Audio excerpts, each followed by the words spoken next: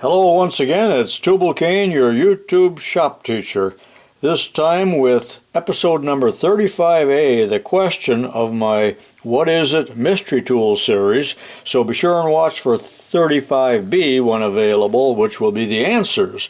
I've got about 5 items to show you today. Unfortunately, several of them are just pictures rather than here in my hands. But starting out here with this item, just sent to me by David Fontani. I think I got that name right. Thanks, Dave. And he got this in an auction lot and said go ahead and throw it away or do whatever you want when I'm done showing it. It almost looks like a file handle that somebody put on there, but maybe it was done at the factory. There is a number on there, but it doesn't appear to be a patent number. But looking at the end here, it reminds me of a tool that we used to remove brake springs on automobiles. And this moves in and out, snaps, and there's a little bit of a slot on the end there. So it's certainly a very specialized tool. What do you think it is? I honestly do not know myself. And thanks for that, Dave. The next item I thought was incredibly interesting, and this is just a picture on my home computer here. And I was at a flea market recently at a STEAM show, and I ran into this piece. Somebody called my attention to it. Brian did. Thank you, Brian. And then we talked to the vendor who was selling it, and he demonstrated, and I do know what it is.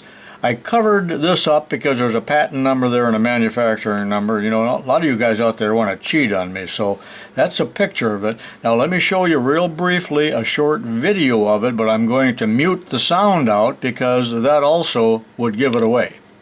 But I thought this was an incredibly interesting mechanism. I had never seen one before. What is it? Okay, here's the item again in a video, but I had to mask this out, and then I even got to cut the video short because my camera panned all over it and gave that trademark away, the manufacturer's name and the patent number, so I didn't want you to see that. So let's watch part of it without any sound.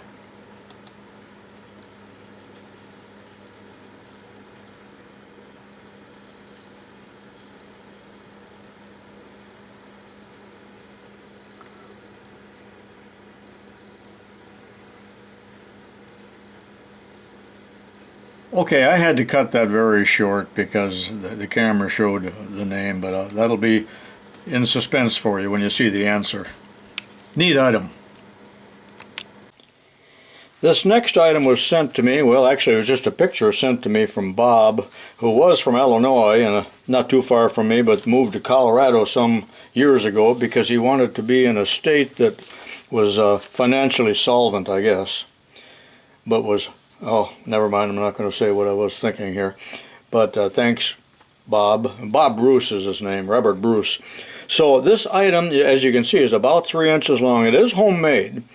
It probably would have been a kind of a common homemade item, let's say 30 or 40 years ago, made of brass, about 1/4 inch thick. Kind of unusual geometry here. What was the use for that? And you will find out in the follow-up video. And actually this next item, also on my iPad here, was sent to me by the same man, Robert Bruce. So it's a pair of pliers, a rather specialized pair of pliers. And I have several pictures of it here. That kind of looks like a vice grips, but what was the purpose of this pliers, or is it just one of thousands of different patented pliers that everybody thought they had a better idea and was reinventing the pliers? But it's kind of an interesting linkage there, so if you know who made it or if there was a specific purpose for it, let us know.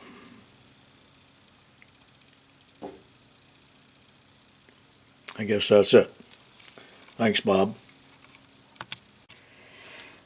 And now the last item here, I bought at an auction just 3 days ago, and in fact I bought 2 of them because they sold them as a pair, and I don't know what they are. I only bought them to show on this episode.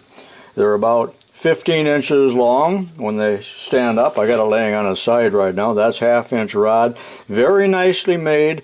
Absolutely no markings on it anywhere, except there was something on the mirror just telling that it was a high quality mirror glass or something like that. But no manufacturer's name. And aluminum base, crinkle finish with a magnet. Not a super strong magnet. Now these mirrors here move up and down. Nice ground rod. And the mirror will pivot in 2 directions, like this and like this. And the bottom one is identical, only put on upside down.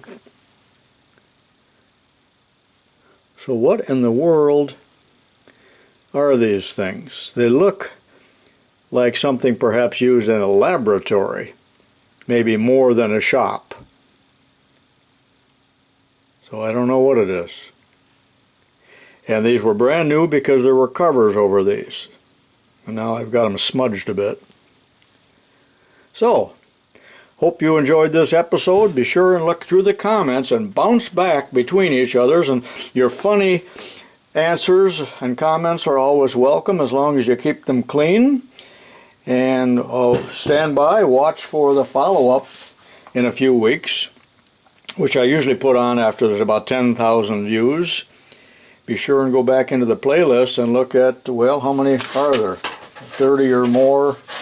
Yeah, this is number 35, so there are a total of 70 videos so far on this subject. That is 35 questions and 35 answers. Some pretty neat and unusual tools. Go back and look at those should the mood move you. This is tubalcain saying so long for now, and I'll see you in my next video.